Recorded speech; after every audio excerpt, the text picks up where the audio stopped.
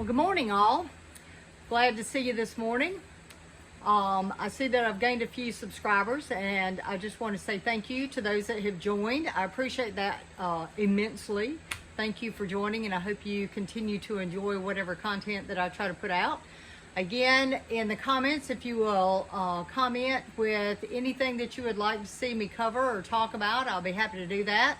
You can visit my website and my Facebook group to look at my work and see some things that I do, to see if that would spur any questions or comments that you may have, whichever. Or today I decided, since I have been doing some ash glaze mixing and testing, that's what I would talk about today. So I hope you enjoy this video, and if you do, give it a like, and if you haven't subscribed already, go ahead and subscribe. I would appreciate that again. And again, if you have any comments about this video or any others, drop them in the comments below and I'll be sure to answer that. I try to check, and I do get notifications, though sometimes those are sporadic. We know how that goes. Sometimes it doesn't work out quite right. But today we are talking about the ash glaze. I have started mixing my own ash glazes, and I started out with oak ash, which is just basically for us going to be mixed hardwood ash. It's various oaks. It's not necessarily one single oak. There are many kinds of oak trees, but around here we have pin oaks, and we have live oaks and different types of oaks. So we always burn in our fireplace, our wood burning fireplace, oak no matter what, or some type of hardwood. So it's basically you might as well say mainly a hardwood ash, because every now and then it could have something besides oak, but it is hardwood. So that's what I started with, and then I moved on as I learned things, and I researched and broadened my horizons on ash. I found out that you could use all kinds of ash. So here today I'm going to talk about some of the old tests and some of the new tests that I have done. We'll start with oak ash. And I have written on the back of my test tiles what my formula was, so that I would always remember. I have these hanging on a wall. You see that they have the little holes for hanging. This particular one is oak ash with a commercial clay, and it actually has borax. The borax like you would buy at the store in the washing detergent aisle. That's what the borax is boron, and that's what I used for the melting material in this. Ash is high fire, so in order to get it down to a melting temperature that would work for me, firing basically cone 5, but I actually fire cone 5 with a 15-minute hole in oxidation, which is an electric kill, so that I can get that melting point. The melting point for my clay, let me back that up. The vitrification for my clay is a cone 5, 6. On 6, sometimes I find some bloating going on with the clay, which just means it comes up with some little bubbles. And I don't like that. So I discovered firing to cone 5 was ultimate for that. But for the ash glaze, it is not. I need to go a little higher. So that's why I decided to go with a cone 5 and the 15-minute hold, because that gives the temperature rise without degrading my clay the way I don't want it to do. All right, so that's one. And I'm talking a little fast because I don't want to make this video extremely long, but I have a lot to talk about. So I wanted to try to get it all in there. This next one is also ash, but it shows how different things can work differently. And this has some cobalt carbonate. Had to look at that. And this one is mixed with Guernsey borate, which is just another melting material with a commercial clay. And you see how dark it is? Well, it doesn't take very much cobalt, come to find out, in order to make a colorant in here. And I did not know that at first. So when I put the colorant in here, I put too much. So that's why it came out black. But it's actually a pretty bright black. So if I ever wanted to do a black, I have this. This one is getting closer to an example of what the end test tiles that I'm going to show you are made up of. This one actually has the mason stains that I have started using. I have a lot of mason stains that I've acquired over the years because I used to do painted designs with colored slip with the mason stains, and mason stains are just a colored pigment that it's powder that you mix with liquid clay or whatever you want to. You can mix it in glazes, obviously, and things like that, in order to get a color for decoration. And then I would use that colored slip in order to paint designs or flowers or whatever on. Doesn't move. It's not a flowing type of glaze or anything like that. So it's stationary. And for certain things, it's really beautiful. So I go back and forth with my designs because I get bored easily. And I go back and forth with my techniques because I like to revisit some things from time to time. All right, so this one actually has mango mason stain color in there, and it turned out really beautiful. This is actually one that I did the first time with this test tile, and it came out perfect. So this is actually going to be one that is a permanent recipe in my ash glaze file because I love that color. This is an example again. Well, I can show you on the back here. If you can see, I don't know if you can see that or not, but if you can see that the clay is a little bit bloated on the top. You see the little bubbles. That is what I'm talking about with the bloat. So this one was fired a little hotter to cone 6. The clay didn't do so well, but the glaze did great. And this is just natural ash glaze. So this was actually oak ash with the Gersley borate and my clay. And the clay, I only add that for suspension. So if I did not add the clay, then the ash would quickly fall to the bottom of the mixture of the water when you add water to it. And it wouldn't stay suspended, get that out in a minute, in my mixture. So it would be very hard to apply. And then also when I applied it to my pieces to glaze, once it dried, it would easily just flake off or rub off. And of course we don't want that because that would kind of defeat the purpose. The other things that I discovered as I was going along is that all ash is not created equal. So here's some examples of that. We will start with these two. In my yard, I have a giant, and I mean giant, 20-foot tall lemon tree that we trim back periodically from year to year. So I saved the trimmings from that and burnt them down for ash. And I also have a eucalyptus that gets humongous usually every year, but then every winter it will die off. So I cut that down, the part that had died off, and I used that. So these are all the exact same mixtures of components, and you can see the difference. This one is the lemon. And although the colors are the same, you see that it has a little bit of matte to it. This is the eucalyptus. And you see how glossy and shiny it is. Exact same recipe. The colors are pretty much identical. One is just glossy and one is more matte. So that was interesting. Then my mother-in-law had a sycamore tree in her front yard that was dying off and needed to be trimmed up and cut down some.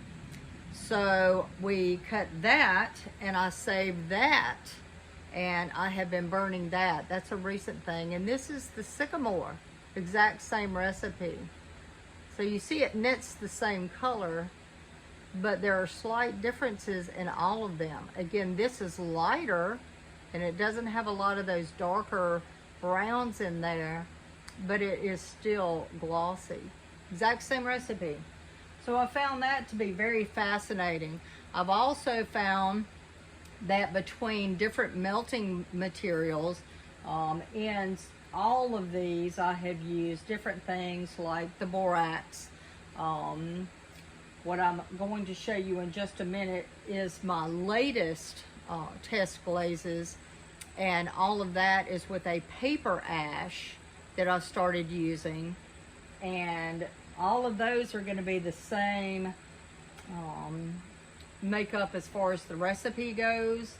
And the only thing that I did differently in them is put different mason stain colors in there so that I could test those colors. But all of those have the borax in there because, you know, it's an easy material to get hold of, and that is what I'm trying to focus on, trying to go to materials that are readily available to me, and that I don't have to go to a special outlet or supply store in order to get it. Besides, obviously, the mason stain colors, you know, that would be something that I would definitely have to go and find that, you know, at a special supply store or a pottery store, pottery supply. But I've also done the Gersley borate, like I said. I have used just straight frit, what they call frit, and it's just, you know, a melting material. I've used that as well.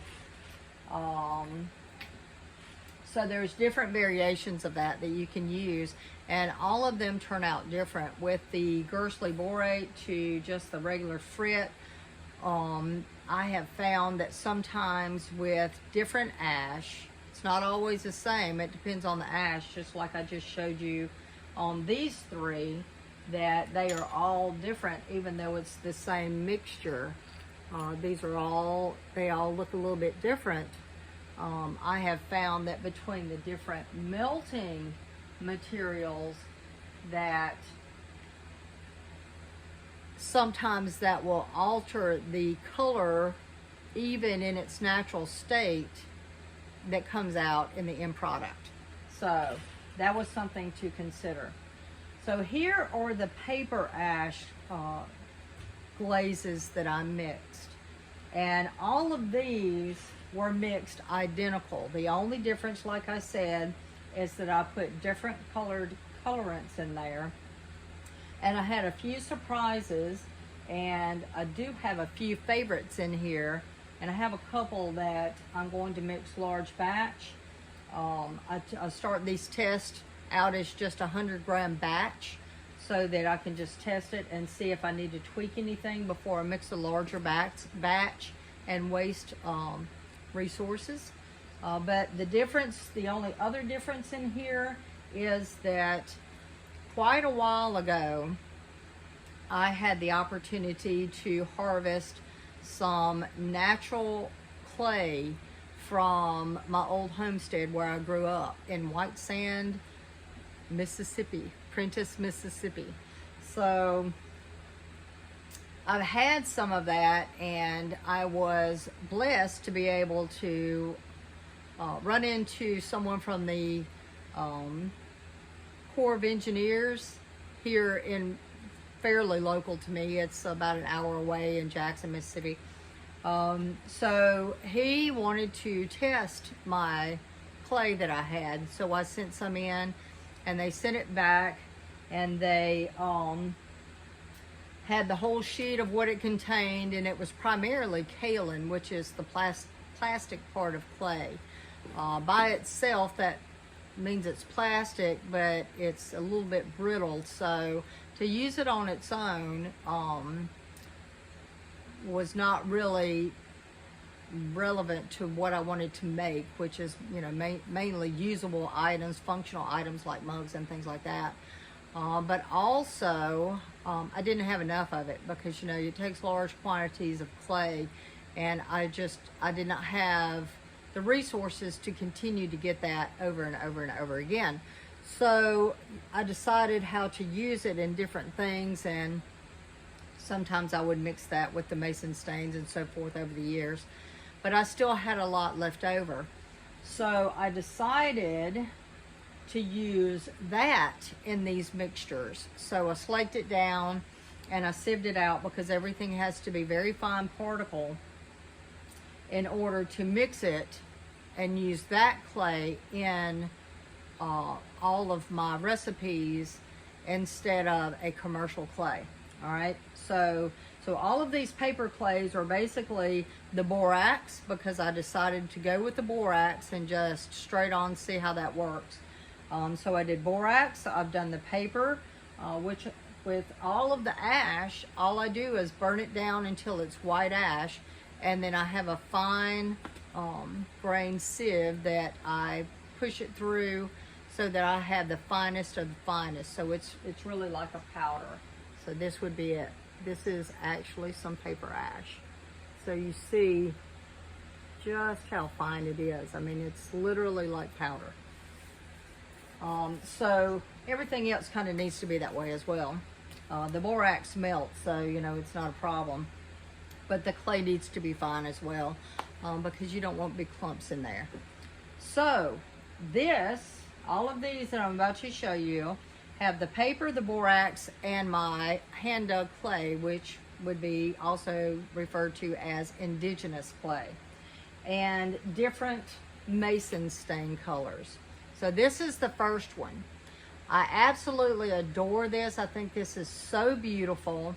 I like the way that it breaks on my design, and this is one that I'm going to be adding to my permanent my permanent ash glaze. It is mason stains, but my ash glaze recipes. I will be keeping that one. This one I found to be beautiful as well. I love the color variation in here. I just think that's a beautiful natural color, and I will be adding this to my permanent ash glaze recipes. This one, I'm not sure, these next two that I'm going to show you, they turned out basically black. I'm going to retry these with a little bit less of the mason stains in there to see if I actually get color, because these two, and I can't remember which is which right now because I just put the numbers on the back. This is the other one, and you see it's just matte, but it's basically black. These were bright, vibrant colors. Like one was a very medium hue blue, but it was super vibrant. It was a bright blue. It wasn't like a baby blue, but it wasn't like a navy blue. It was a mid-range in between those two, but it was still very, very bright. And the other one was more of, I think if I remember correctly, a greenish color in there. So I don't know whether it was something in the chemical makeup of those particular colorants that caused this, just like in the cobalt that I showed you earlier. And this one, where the cobalt turned black because there was so much in there, or how that transpired.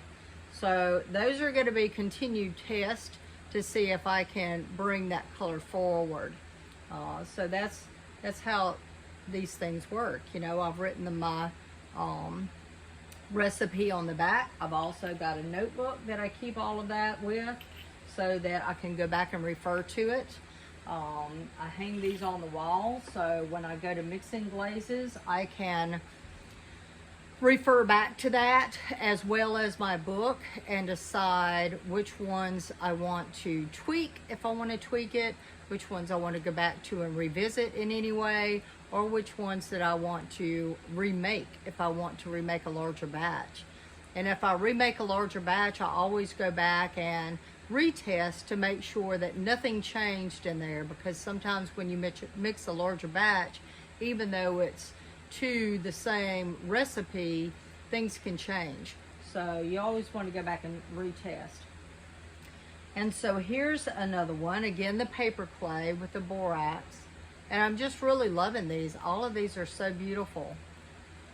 And I'm really happy to be able to have the Mason stain color in there and be able to get some color with the natural ash.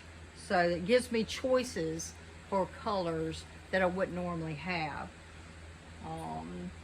This is one of my all-time favorites. This just turned out absolutely stunning to me. And this particular one was called Blackberry, and I know that because it is absolutely my favorite. So what happened with this one, you see that you have some beautiful gray tones, but then I have those pops of blackberry color in there, sort of like a purplish maroon. It's just absolutely beautiful to me. So this is definitely one that I will be mixing right away in a larger batch to test, and probably using on just about everything that I can put it on, because I absolutely adore it. And again, here's another green one. So that one turned out well as well. And I don't do a lot of green because I'm just not really drawn to the green. But it's a beautiful green, and if I ever decide to do something in this shade, then this will be it, because it turned out great and I just absolutely love it. So those are some of the newest ones and a few of my older ones that I've done. Here's something that I did not show you. I will go through these. Let's see if I can get them in order. This is something that I wanted to show. You see the difference in these three. So between all of these, this one was the first one that I did, and it was mixed with nepheline cyanite.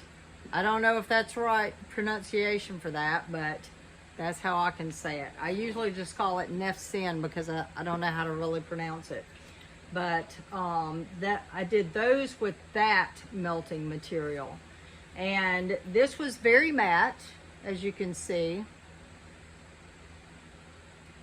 I like the color.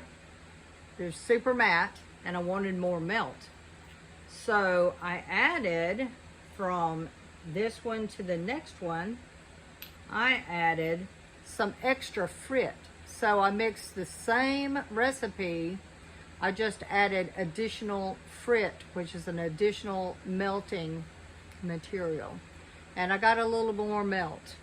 So then from that one to this one, I just increased the frit. And so you see that I, again, had a much better melt. But this, again, is a very beautiful glaze. So this just shows us all three of these are the exact same recipe. They're just no frit, added frit, extra frit. So, and again, you know, I already had the melting material in there, but apparently it just wasn't enough. And it could be that it was the Nef-Sin that did not melt fast enough for this. So those are things to consider. So when you start mixing glazes, especially ash glazes, you just have to keep that in mind, that you just have to play around with them sometimes, unless you're following a recipe. And then sometimes that recipe can turn out completely different than what somebody else got. It could be a different batch that came from different manufacturers of materials that caused the issue, or a multitude of different things. So just keep playing with that. So that's pretty much it. You see behind me some of the different colors. These are just different testers that I had. These were things that failed.